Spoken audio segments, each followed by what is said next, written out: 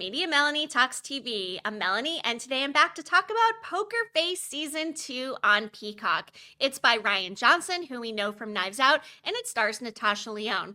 When this series first streamed in January of 2023, I was all in. And in fact, it landed as my top show of the year in 2023. And for good reason. It's got such a strong list of guest stars, including Judith Light, who actually won an Emmy for Best Guest Star on a Drama. The show did get 4 Emmys nominations in general, and given the strength of guest stars in the second season, it would not surprise me if we end up seeing more. I am so excited to be back and covering this for season 2. It is a murder of the week, case of the week type of format. Think Murder, She Wrote, Columbo, Rockford Files, but reimagined with kind of absurd and comedic undertones. And I plan on having a lot of fun with this season. We had 10 episodes in season 1. We are getting a full 12 in season 2, starting off with the 3 from the premiere, which I'm going to review today. And at the end of each video, I will be doing my guest star power rankings, tracking the top 10 guest stars of the season and also ranking each episode, because the show does feel like it is an anthology. Each episode could really act as a standalone mini movie, which is the vibe that they are going for with the show in general. And there is the ongoing serialization, the storyline that Charlie is always on the run. We saw her on the run in season 1 from Cliff and Sterling Frost, and now in season 2, she is on the run from Beatrix Hasp and the 5 families. Now, we finally get to see Beatrix Hasp, and part of this story serialization really hit it hard in episode 3, which is funny because of the 3 first episodes here in season 2, episode 3 was my least favorite. And I mean, I loved it. I think it was a great episode. But just in general, the strength of Cynthia Erivo and then Katie Holmes and Giancarlo Esposito in episode 2, strong start to the season. And I have a feeling we are in for such a treat. And to be getting a full dozen episodes, I mean, it does not get much better than this. I think the most important thing to keep in mind when we're watching this show is the fact that our main character, Charlie Cale, is covered in plot armor. The fact that she's our main character and she's never going to actually get caught and shot in one of these shootouts, because we can't lose her, obviously. The whole story is about her and her supernatural type ability. She's essentially a human lie detector and can tell just off vibes if somebody is being honest or not. Now, if we suspend disbelief for that, because yes, it is completely unrealistic, and the fact that she's going to have a bunch of close calls and never get caught, once we accept that and move on, I mean, let's go. It's easy enough to set that aside for the sake of entertainment and this show. And it is very funny. Natasha Lyonne is great in everything she does. I've always loved her, from Orange is the New Black to Russian Doll, more season 1 than season 2, I would say. She brings so much to the table to this character, Charlie Cale, who is a detective, but I mean, she's also an understated comedian. The FBI offered her a job. Agent Luca Clark, who is played by Simon Helberg, basically is like, hey, I'm asking as a friend, do you want a job? Because he has been able to close 2 major cases because of Charlie's help. Now, she may not be an official police detective or working with the FBI, but she's established herself as a de facto detective who does get caught up and inserts herself in all of these different cases. Yes, another thing we maybe need to suspend some disbelief for, because honestly, like, how many times can one person be involved tangentially with murders? Kind of like with Murders in the Building, right? I mean, how many murders can we actually have in one building? But setting all of those factors aside and just looking at the show for what it is smart, it is entertaining, and I am so here for season 2. But before we get into my review of these first 3 episodes, the game is afoot, last looks, and whack-a-mole. Be sure to go ahead and like this video and hit the subscribe button so you can stick with me for weekly reviews of Poker Face. Plus, I am also covering the final season of The Handmaid's Tale, which, if you're watching, is very dark and dystopian, and things are finally starting to pick up now that we only have a few episodes left in the entire series. Also covering Your Friends and Neighbors on Apple TV Plus, starring John Hamm. Halfway through that season, and my verdict is kind of TBD. I will reserve judgment until the end of this first season, already coming back for a second one. Here I am with Poker Face. And then looking into June, The Buccaneers on Apple TV Plus. It's the summer of love triangles, and it kicks off with season 2 of that show. And then we will get thrust into the final season of The Summer I Turned Pretty in July. Also rife with love triangles. And if you need some hot, steamy entertainment for the summer, those 2 shows are your go-to, and I will be here to talk about them.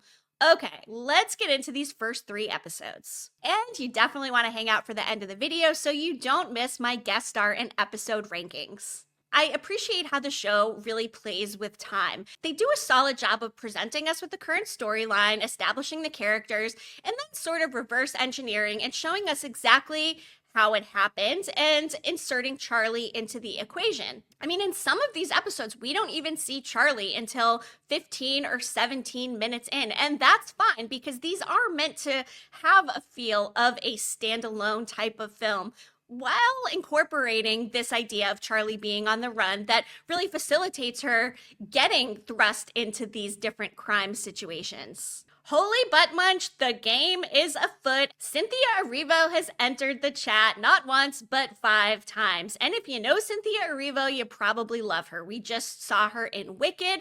And if you have not watched The Outsider on HBO Max, there's only 1 season. It's based on a Stephen King book. She plays kind of this quirky detective. I had not watched that show up until recently, but I'm so glad I did because I just have so much more appreciation for Cynthia as an actress. And she knocked it out of the park here, playing these quintuplets. We meet Amber/Hamber, BB, Delia, Cece, and Felicity Price, the estranged sister who ends up getting the inheritance from Norma. Now, Norma is played by Jasmine Guy, and if you're about my age, maybe you watched A Different World back in the late 80s, early 90s, she played Whitley, and I thought her character was great. Did a wonderful job here playing this terrible mother who's like, now get me my ham. And the fact that she's going to write all of her daughters out of her will after basically squandering all of their money from them from this show that they were in, Kid Cop Nights. And by the way, the reference to Joseph Gordon-Levitt I thought was really smart, especially given he was actually a guest star in Poker Face back in season 1. So Amber is taking care of her mother Norma while her other sisters are out and about in the world doing their own thing. And she gets treated like absolute crap. So fortunately, or maybe unfortunately, the family lawyer lets her know that she and her sisters were written out of the will in favor of this woman, Felicity Price, who Amber is able to research and figures out is this artist who's kind of living off the grid. So Amber develops a plan. She decides to go and see this Felicity Price, take some pictures, get a vibe for who she is, and then she comes back, says she's having this identity crisis, and essentially adopts her look and vibe and makes it seem like she's just going through something. So I thought that part was a little bit wild because I'm thinking to myself, I mean, isn't somebody going to realize this is her? But setting the table with her being Hamber and being an actress who is quite melodramatic and overdoes it is kind of ultimately what gets her in the end. But her acting was not good enough to where she could withstand blood gushing out of her boot at the end when Charlie is able to reveal that, in fact, she does not have a prosthetic leg like Felicity Price did. Now, where does Charlie actually fit in this first episode? So we don't see her until 17 minutes in. She's working at this apple orchard with Delia. They're picking apples, and then this shady looking SUV comes through and is showing a picture looking for Charlie. And luckily, Delia covers for her. And that is what propels Charlie into coming home with Delia to visit for her mother's funeral once Amber lets the other sisters know that her mother, Norma, has in fact died. And that's basically what prompts her to have this identity crisis where she does morph into Felicity Price. We don't get as much from BB the DJ or from Cece the professor, but I do think it's funny that their names are like A, B, C, D. And then there's no E, but we do have an F with Felicity. I mean, I just kept thinking, is there going to be an E sister somewhere in the mix or not? Obviously not. We end up with the 5 sisters. But something that Amber overlooks in her plan is the fact that she does not realize Felicity Price does have a prosthetic leg. She pushes her over the cliff, the leg comes out, and she's like, oh no, lucky for her, there just happens to be railroad tracks at the bottom of the cliff. So she's able to go down and fashion the body in a way where it makes it look like the bottom of her leg would fly off once a train hit it. I think it was really funny too when the cops came and Charlie's like, well, where's the foot? And the police are like, oh, it could be anything. It's a public beach. Could be seagulls. I mean, there's all kinds of different places, but wouldn't there be some sort of remnant of the foot with all of this? And the foot is what ends up getting Amber caught and what Charlie is able to use as the tool to demonstrate that, in fact, Amber was posing as Felicity. And Charlie was also able to use her detective skills to determine that Felicity Price's art played into the fact that she did have this prosthetic foot. And Charlie's ability to pick up on liars is funny in this episode because some of the things that Felicity/Amber is saying are actually true, but the way that it comes across is not true because she's not authentically Felicity Price. So yes, while the facts are true, her dad died in a car accident, she was in the car, only some of that is actually true because yes, Felicity's dad did die in a car accident, but Amber is the one posing as Felicity, so technically she was not in the car. So things are not adding up. And Charlie's like, hey, what exactly is going on and why is this woman lying? I love how they wrap it up and they say the art revealed the artist. And the fact that they gave Amber such a hard time, I kind of felt bad for her that she ended up getting caught. I mean, murder is never okay. Obviously, you don't want to go and push somebody off of a cliff, but the abuse she went through at the hands of her mother, Norma, I mean, come on, like, who could blame her? Putting in all that work while her sisters are out there living their lives and then just to get written out of the will for a woman that none of them even know or had to put up with? I mean, my sympathies are extended to her. That said, deceiving her entire family and thinking that she could actually get away with it with these acting chops of hers, playing into this whole idea of Hamber and the way that the other sisters said it, I mean, this episode was hilarious. I think Cynthia Erivo absolutely nailed it. And it feels like a logical starting point for this second season. We had seen Charlie, of course, on the run and ending up in this apple orchard. And then at the end of this episode, of course, she goes on the run again and ends up at the funeral home. But holy butt munch, I think episode 1 was pure perfection. And again, once we suspend our disbelief for these different factors and just take it for what it is at face value, poker face value, what an entertaining episode of television. All right, it's time to hog up a posse and ring my bell because we are going into episode 2, Last Looks. The big guest stars in this one are Katie Holmes and Giancarlo Esposito. I love both of them. Katie Holmes, of course, from Dawson's Creek, which I never finished, by the way, but whatever, minor detail. Giancarlo Esposito from Gus in Better Call Saul and Breaking Bad. I think he was very close to his Gus character playing this role. And what's interesting is that he and Katie Holmes have actually worked together before. They both starred in the movie Coda, which I have not seen, but I wonder if the casting was intentional because they have worked together before, or if it just happened to play out that way and it was a happy coincidence where they meet on set and they're like, oh, hey, Katie, Giancarlo, nice to see you again. I don't know, either way, but the casting for this show is just so well done, leveraging these big names and guest stars for each of these movie-feeling episodes really makes this show stand out from others in the same type of procedural drama. In this episode, we don't see Charlie for 15 entire minutes as we get the setup for this storyline between Fred and Greta, who are in the funeral home that they are actually using as a movie set for a 70s movie, which is very appropriate given just the look and feel and vibe of these episodes in general that kind of give 70s film or 70s TV show. But when we first see Charlie in this episode and she's sitting on the beach with the ridiculous soda can helmet talking to this kid, Natasha Lyonne can just carry a scene. I mean, she's essentially talking to herself because the kid next to her playing in the sand is very clearly not listening. But she ends up looped into this particular episode because she drives her Barracuda, and it would make a great car for this movie that they're shooting. And it's funny because she thinks that the Teamster guy is actually part of the Hasp family, but he's just really coming to try to get her car. And hey, the gig pays cash, so obviously Charlie is in. And then she also got to play a corpse, which was really funny seeing her on set there as kind of this extra. I always appreciate shows when it is this meta feeling of a show or a movie within a show. I'm a sucker for behind the scenes. I work in television, I work in sports, and I love to see how things come together. So getting to see this movie set and that being used as a device and setting in order for this whole crime to play out, I just think was really smart.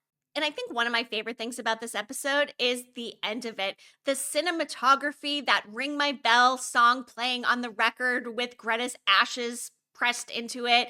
The way that they visually showed the fireworks in the funeral home, it felt like Disney Castle fireworks. Meanwhile, poor Fred's inside of there, basically killing himself and not wanting to leave. He's going down with the family business. But visually, just the cinematography for those ending few minutes of this episode were beautiful. Now, Katie Holmes' character, she is just so likable and sweet and endearing when she's talking about, snacks are crafty and talking about all of these production terms. And she's a makeup artist. She wants to leave with the crew and go and do makeup, not just be painting it on dead people. So she does meet Charlie when they're having a crew meal. And essentially, her and Charlie are planning on taking off the next day. They go out for a night of drinking. Greta comes home. She packs her bag. Fred's messing with her, moves the bag to get her downstairs where he whacks her over the head with the fireplace poker and kills her. Something I learned from this episode that I thought was interesting is that funeral directors actually use handheld metal detectors to make sure that corpses don't have any metal in them. And of course, not using that comes back to bite Fred when Charlie's vape actually ends up exploding and allows her to escape. I Googled it though. I'm like, is this a thing that people actually do? Same with the records. I had no idea. So yeah, they actually use the metal detectors before cremation to locate and remove metal objects, including pacemakers and joint replacements, which can actually explode in certain instances. So it's definitely very much a safety measure. And now I know that funeral directors or crematorium people do keep these handheld metal detectors. You learn something new every day. But Fred is not loving having this movie filmed at his house. Greta is so caught up in everything, she forgets to call the Hoppenstammers and let them know that, they have to wait to come the next day to see the body because they do have the movie filming there. And Mrs. Hoppenstammer, played by Catherine Narducci from The Sopranos, another guest star here in the mix. And along with her, we get Sherry Cola as Paige, who's part of the production crew. But at the center of this storyline is the fact that Greta does want something more. She wants something alive. And then Fred's like, hey, let's have a baby. And she's like, oh, hell no, I'm not bringing a child into this whole morbid funeral world of it all. Now, Charlie's able to put the pieces together when Greta doesn't show up. And then she's, of course, able to find the clue that the picture that was sent to the other production guy was not from this year even. And then she sees Fred dancing to the song all by himself. And Fred had already told her that, yes, they can press remains, not ashes, as he says, into these records. So there were a few red flags for Charlie that really got her gears turning and thinking, you know what? This guy might have actually killed his wife. And her gift about knowing when people are lying. Fred technically was not lying when he said that Greta left with the production crew because, she did, right? It's interesting to see the ways that they weave this talent that Charlie has into these different cases because it's not always a straightforward yes or no. There are a lot of gray areas with this lying, and it doesn't work in a way where she can tell the future, but sometimes when things don't add up, like in this episode with Fred, and then in the previous episode with Amber/Felicity, it's such a fun concept, even if it is completely unrealistic. And I asked this when I did the preview video for Poker Face. If you had a superpower, and I guess we could count this as a superpower, would you go with invisibility? Would you go with flying? Or would you go with human lie detector? Human lie detector could certainly come in handy in many instances. I don't think Charlie maybe uses it to her full potential. Obviously, it did not work out for her in the gambling realm, and she does not want to put it to use working for a crime family, for instance. So I think she's making the very best of it in solving crimes and making a difference for humanity. It's just really fun to watch it all unfold in very different ways through the cases that she does experience. But our guy Fred, for being so up on the family business and proud of his job and taking so much pride in his work, the guy did not use the metal detector at the end, and that literally caused his death. And I should have seen the foreshadowing with that. We had Charlie with her cotton candy vape or whatever, which was really clever to work into the scenario. And then, of course, she leaves the funeral home, goes to smoke a cigarette in her glove compartment. Thank goodness she has one. But alas, Beatrix Hasp has found her, which will propel us into the third episode called Whack-A-Mole. Now, this episode is very Charlie-centric, and guest star-wise, we've got John Mulaney playing a corrupt FBI agent, Richard Kind, Rhea Perlman, Simon Helberg is back as our friendly FBI agent and friend of Charlie, and we get a flashback from 1 year before when Beatrix called her on the phone and let her know that the 5 families and her were going to be hunting Charlie, and there's nowhere that she can hide, and of course she decides to go on the run anyway because she is good and seems to really enjoy this lifestyle. And now we know that Beatrix Haas, played by Rhea Perlman, is in fact on the run because she was framed for Sterling Frost's murder thanks to Charlie. She's waiting at a safe house, there's a plane standing by, but she believes that she's got a rat or a mole within her crew, so she enlists Charlie to help her figure out who it is. Charlie goes in, she pretends that she's a cobbler who's someone who makes fake passports and that sort of thing. And she basically directly asks, hey, are any of you guys working with the feds? And they all say no, and okay, good to go.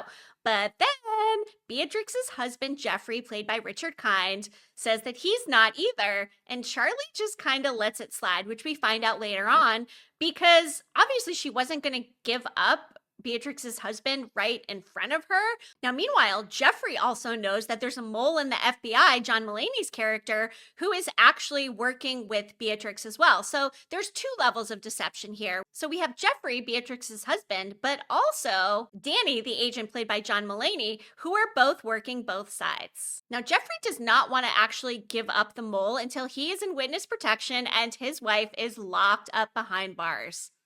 There's a whole plan here where he's supposed to get shot with blanks and fake his death. However, Agent Danny over here decides to put actual bullets in the gun that was previously loaded with blanks, and that ends up getting Jeffrey killed.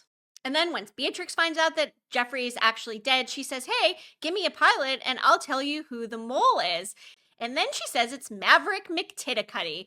Are you even kidding? What kind of a fake name is that? And the fact that Danny actually drinks milk is what ends up giving him away. He does have an ulcer, and she's able to identify him as, this middle-aged white guy wearing a suit. But it's the milk that ends up getting him caught.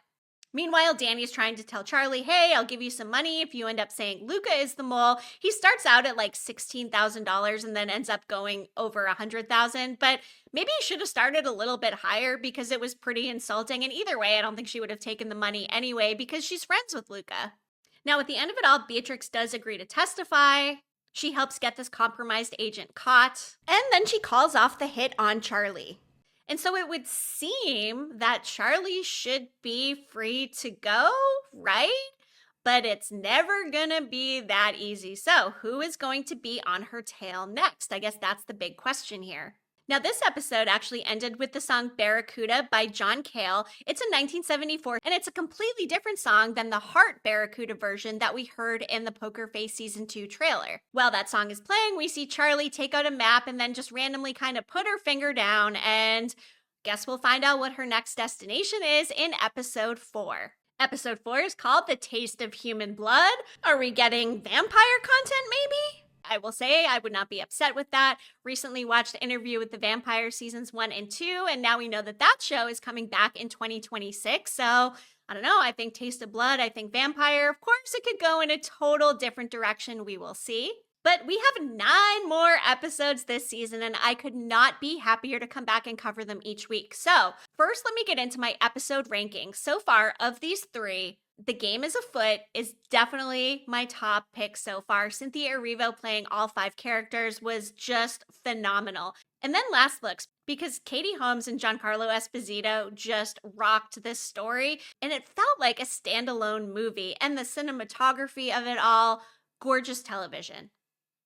Now, Whack-A-Mole is definitely 3 here for me. And like I said at the top, it's interesting because this one is fully about Charlie and her story. And I find the other ones to be more interesting where there's less focus on Charlie and more on the case of the week. So I pose this question to you. Which of these 3 episodes did you like the most? Do you have a feeling on whether or not you enjoyed the more Charlie-centric ones or the ones where she is kind of a second thought to the main storyline? It's really fun to me how the show does have such an anthology feel, but at the same time, it's not an anthology. It is this interesting and delicate balance, really setting this apart from other crime procedurals, like I mentioned before. But here's what I got for my top 10 guest stars so far, and this list will change every week, and I will do it at the end of each video. Number 1, Cynthia Erivo. I mean, obviously, right?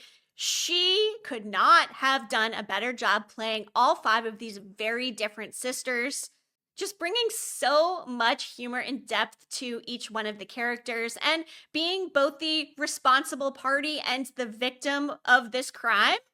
Brilliant. Number 2, Katie Holmes. What an endearing and sweet character. I hated the fact that Fred ended up killing her, but it was a really smart story. The way that we know her remains are actually pressed into an album. Get out of here. Number 3, Giancarlo Esposito. I think his kind of deadpan, glum Gus character really fits in well with what he does as an actor, as we saw with his character Gus Fring in Breaking Bad and Better Call Saul.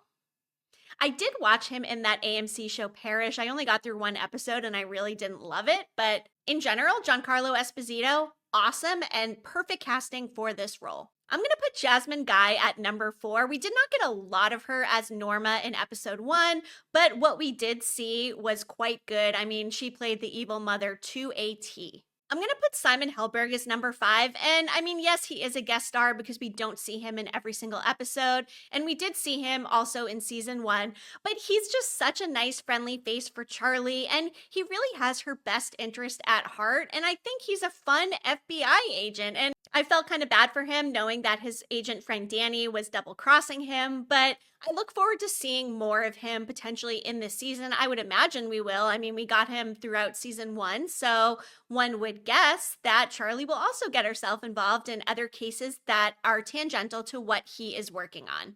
John Mulaney gets number 6. We didn't get a whole lot of John Mulaney, and I feel like they could have maybe done more with that character, but what we did get was entertaining. He was an important part of the storyline. I'm going to put Richard Kind at number 7. I think he played a mob boss husband really well, which puts Rhea Perlman as Beatrix Hasp at number 8. I'm going to say there's like a little bit of overacting by her, but as far as the casting for that role, I think her playing a mob boss definitely fits. Richard Kind, I think, was a perfect on-screen husband for her. She's definitely the dominant one, and he is not. And unfortunately, his plan ends up getting him killed, so we all know who ended up on top, really. Number 9, Catherine Narducci as Mrs. Hoppenstammer. We also did not get a lot of the Hoppenstammers, but you know what? What we did get, she was good.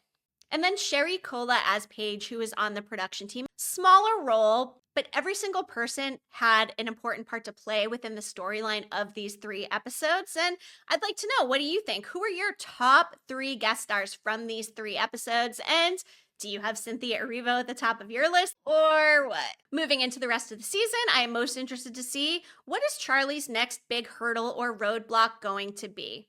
And with Charlie having a seemingly fresh start with no mob on her tail, she has that whole conversation with Beatrix about getting a fresh start. What does a fresh start actually mean for her? She just kind of randomly picks a place on the map. Where is she going to go next? What kind of cases is she going to be involved with? And what kind of enemy is she going to make? Because let's face it, we need her to be getting chased by somebody. It's way too early in the season for her to just be footloose and fancy-free driving in the Barracuda around the country. So I imagine our friend Charlie is going to have some challenges ahead, and I cannot wait to see exactly what they are, or who they are. Now that Beatrix Hasp is out of the picture, are there other components to this 5-family storyline that are going to come back and bite her? Or will it be something completely different? But in order for this show to keep going with the case of the week style, and also this ongoing story of Charlie getting chased by somebody, I mean, she has to be getting chased. She has to be on the run for some reason, unless she is able to finally just get this closure. With 9 more episodes to go, we've got plenty of time to find out, and I am so here for it. Be sure to drop your thoughts in the comments. Let me know what you thought about these first 3 episodes, and stick with me for Poker Face reviews coming every single week all season long. And like I said, I'm also covering The Handmaid's Tale, Your Friends and Neighbors. I'll be doing The Buccaneers on Apple TV+, and then The Summer I Turned Pretty in June and July. And Dexter Resurrection is also coming back on July 11th, so I will be back for that as well. I really appreciate you tuning in. Media Melanie. Clicking off.